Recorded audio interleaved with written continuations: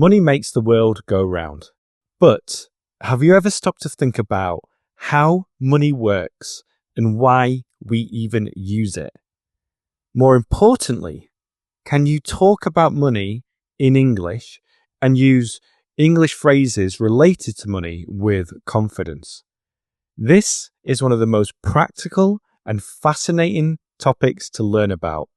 And today, I'm going to go through key words and phrases related to money and also give you great listening practice so that you can learn a little bit about the history of money in a way to help improve your English. Money isn't just something we use every day. It's a key topic in everyday English conversations. Whether you're talking about your salary, how much you earn, discussing the economy, or simply budgeting for a trip, knowing how to talk about money in English is essential.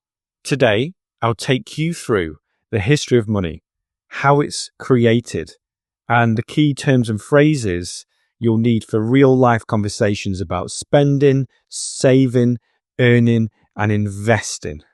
By the end of the episode, you'll not only have a better understanding of money, but you'll also have the confidence to use phrases about it naturally in conversations. So, get yourself a drink or relax wherever you are, or continue working out in the gym, and let's get started. My name is Jack from Tefluency.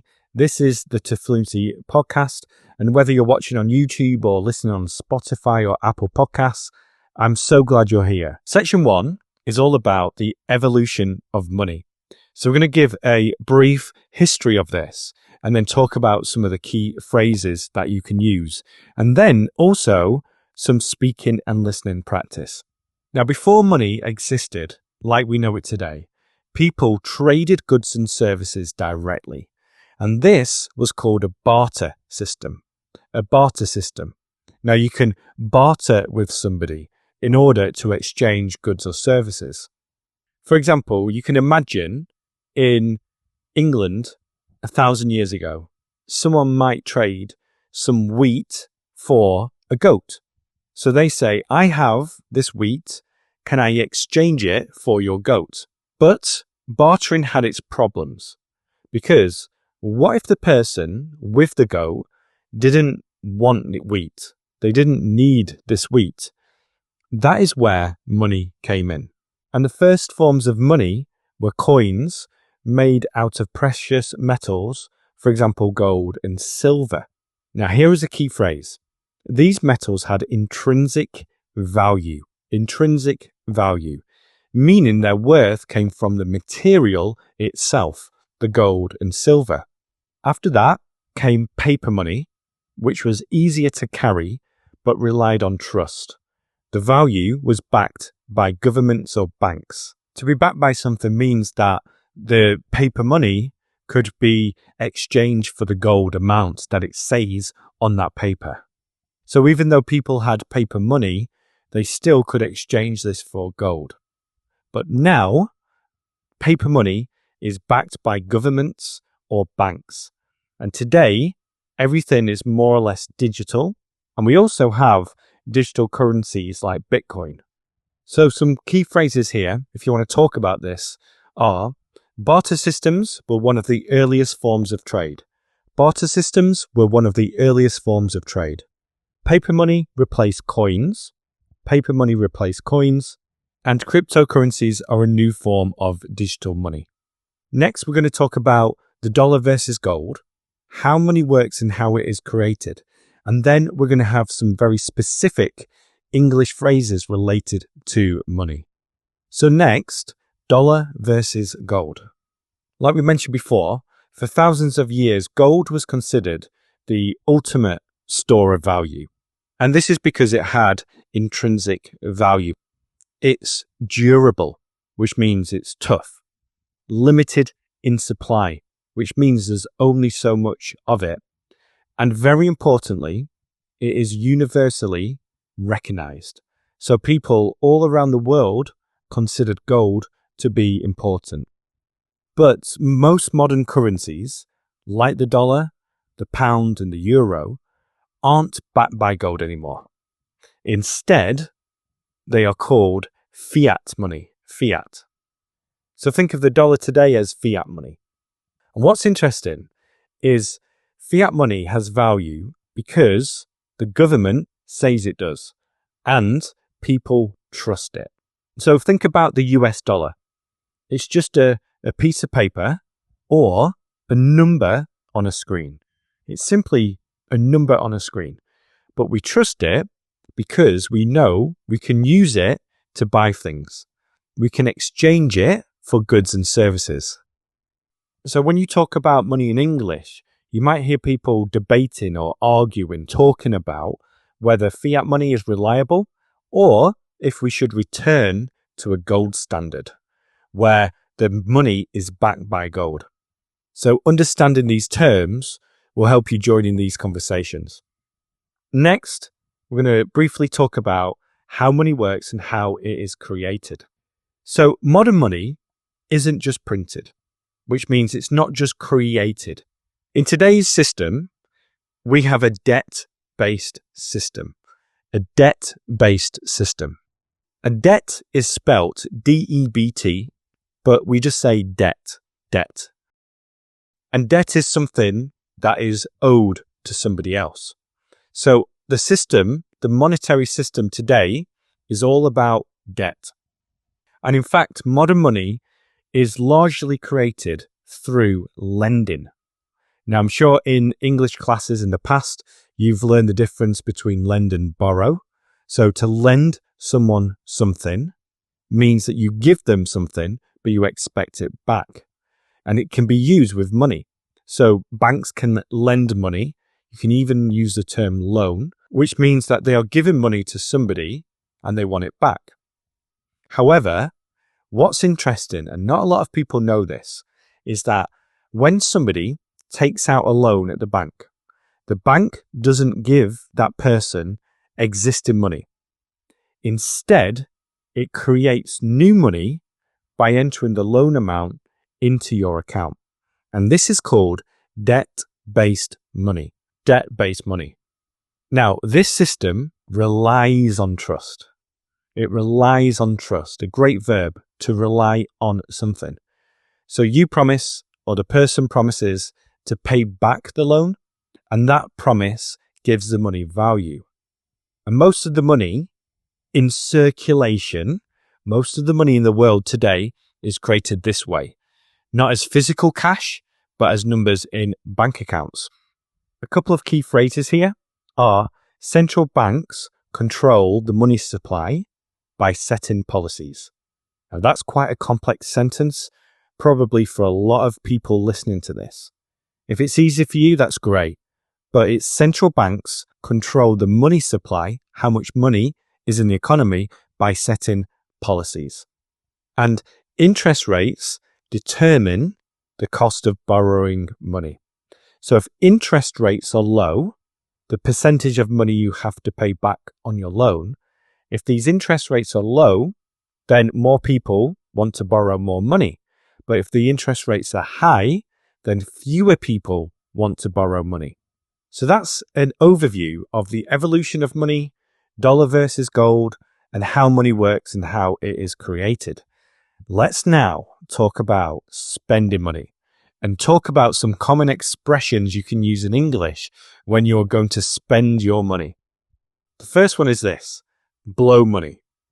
And this means to spend money carelessly. It means you don't have a budget. You don't think about, oh, should I spend this or should I not spend this? Instead, you blow your money, which means you spend it all carelessly. For example, my friend blew all of his money on a new car. I could say my friend spent all of his money on a new car, but by using the word blow, it means it wasn't a good decision. He blew all his money on a new car. Now, I'll leave all the phrases that we talk about today in the description below. The next one is tighten up. Tighten up. This means to reduce your spending. So you can imagine that you went on a great vacation. You spent a lot of money. You come back and you say, I need to tighten up after our vacation. I need to tighten up after our vacation. The next one is to splurge on something. To splurge on something. And this means to spend extravagantly, to spend a lot of money and to enjoy that process. And it usually means you're going to spend more money than you should, or more money than you have to. For example, I feel like splurging on a new sound system. So I know I shouldn't spend too much money on it, but I just feel like splurging. I feel like spending a lot of money, going extravagant and buying an expensive sound system. Now, in real life, when you're going to talk about spending money, you can think about your spending habits and create sentences to describe them. So, are you somebody who blows money on things you don't need? Or do you try to tighten up after a trip? And what was the last thing you splurged on? So, practice creating these phrases and sentences yourself. Use episode 53 to help you practice that. Or I'll leave a link in the description where I talk about how to use AI to create new sentences that are personal to you. Now, we've talked about spending money. Let's now talk about saving money. And saving money is another important part of having these financial conversations in English so you can sound more natural. So I have 3 phrases for you. The first one is to put money aside. To put money aside. And this means to save for a specific purpose. For example, I'm putting money aside for a new car. I am putting money aside for a new car. The next one is nest egg. Nest egg. N-E-S-T and then egg. And this refers to money saved for the future, especially for when you're older, for when you want to retire. For example, you might say about your friends, they've built a nice nest egg over the years. They've built a nice nest egg over the years. And then this is one you might have heard before. To save for a rainy day. To save for a rainy day. And this means to save for emergencies. It's an idiom because we're not actually saving money for when it rains, but it means to save for emergencies. For example, it's always wise to save for a rainy day. It's always wise to save for a rainy day.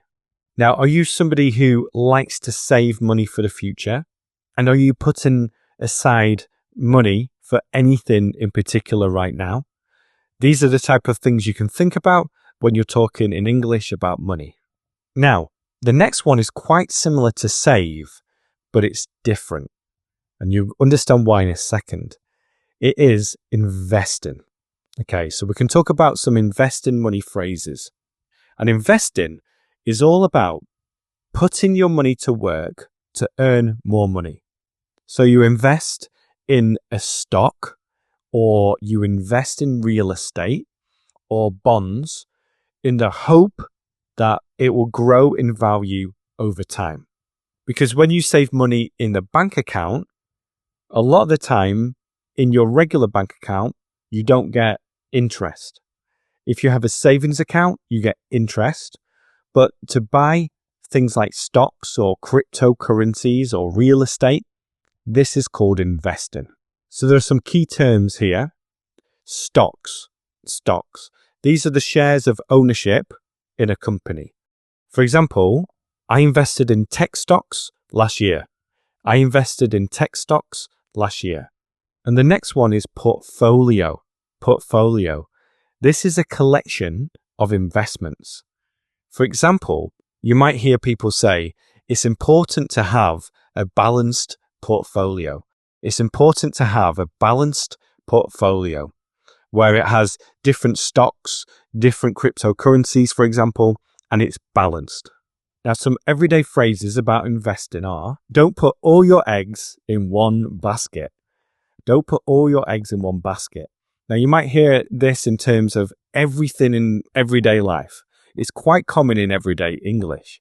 And it means that don't put all of your money into one stock. Because if you do that and that stock fails, you have lost all your money. So what it's saying here is to spread your investments to reduce risk. That's what that phrase means. you might hear somebody say, I'm going to play it safe. I'm going to play it safe, which means you're going to choose low risk investments. And the opposite of that is to take a gamble. I'm going to take a gamble, invest in something risky, which means it could fail or it could give you high returns. It's going to be a good investment if it works out, but a terrible investment if it doesn't. Now, when we're talking about investing, we can use some conditionals here. For example, if I had more money, I would invest it in real estate. If I had more money, I would invest it in real estate. Or if I had more money, I would buy more Bitcoin. Now, I've got 3 more topics to talk about.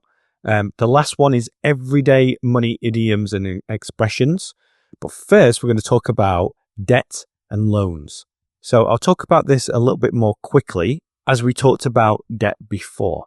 Now, we mentioned interest rate before, which is really important. And this is the cost of borrowing money, usually a percentage. But one specific term that's important to know is a mortgage. And listen to the spelling of this. M-O-R-T-G-A-G-E. Mortgage, but we say mortgage. Mortgage. Mortgage. And this is a loan specific to buying property. For example, most people have to take out a mortgage in order to buy a house. Now, here are 3 everyday phrases about debt. The first one is to pay off. So to pay off a loan means to completely repay that loan. So, for example, people might pay off their credit card debt, which means they pay off all the debt for the credit card. And maybe things are working well for you when you say, I'm going to pay off my car loan today. I'm going to pay off my car loan. Another one is to be drowning in debt. Drowning in debt. And you probably know that this is a negative term, and it means to be overwhelmed by debt, to have so much debt that you feel overwhelmed. For example, we're drowning in debt since Paul lost his job. We're drowning in debt since Paul lost his job. Now, the next area is a hot topic in many different countries, and it's this, talking about inflation and rising costs.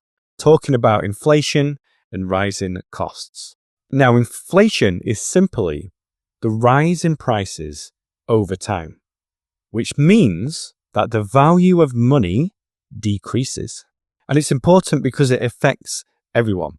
It changes how much you pay for groceries, rent, and even big purchases like cars and homes. And it's been a big topic in the news recently, so it's important to understand this. So here are some key terms and phrases. Firstly, inflation. So again, this is the increase in prices over time. For example, you might hear someone say, inflation has caused prices to go up significantly this year. The next one is cost of living. The cost of living. And this is the amount of money needed to sustain a standard of living. For example, the cost of living is rising in many cities at the moment. Or it's important to think about the cost of living if you're going to move to a new city or country. Now, this is more of an everyday phrase, more conversational. Someone might say, prices are going through the roof. Prices are going through the roof, which means that prices are rising quickly. An example might be, gas prices are going through the roof. And another one you might hear people say is, I can't afford to eat out anymore. I can't afford to eat out anymore. And this is because the prices in restaurants have increased so much that that person doesn't have enough money or they don't have enough in their budget to eat at restaurants. So to eat out means to eat at restaurants. You're almost there. Let's continue with the last one. And this is everyday money, idioms and expressions. And these are fun ones too. So English has so many idioms about money. These are some of the best ones. Now, the first one is something you might hear a parent say to their child, and it's this. Money doesn't grow on trees. Money doesn't grow on trees. And it means that money is limited. The amount of money that that parent has is limited, so they need to spend it wisely. The next one is to make a killing. Make a killing. And this means to earn a lot of money. For example, he made a killing in real estate last year. He made a killing in real estate last year. Or he made a killing in the stock market recently. He made a killing in the stock market recently. Did you notice the intonation and stress with that one? The next one, which I really like, is to throw money down the drain. To throw money down the drain. This means to waste money. For example, buying that car was like throwing money down the drain. Buying that car was like throwing money down the drain. So, we've covered quite a lot in this episode, and hopefully you have found it useful. What I highly recommend you do now is go to the description and read the sentences, the phrases, and the idioms that we have talked about in this lesson. That way you'll be able to practice these phrases and then create sentences either by yourself or with using AI or with a teacher that are very specific to you in this area. That's going to help you use the correct type of English and make it specific to you. Then continue listening with me on this podcast. I have many different episodes here, so listen to some old ones, to some newer ones, whichever ones that you think are going to help you. If you're watching on YouTube, there are hundreds of videos here. So again, just go through the channel and take more English lessons with me. And then one last thing, if you found this useful, then share this video or episode with a friend. Send it via WhatsApp and tell them to check it out. Thanks again for being here, and I'll speak to you soon. Bye for now.